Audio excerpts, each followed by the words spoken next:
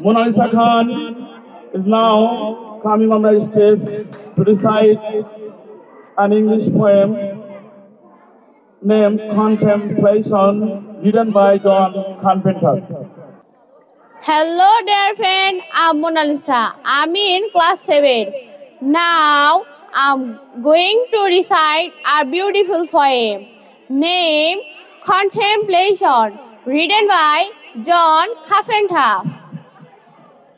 For days and days, I have climbed a tree, a dappled yellow tree, and gazed about at many things I have always wished to see.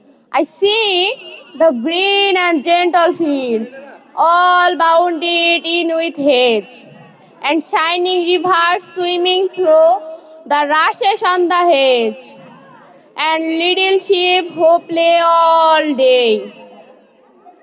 I watch them as they run, while far away the roofs of town are shining in the sun.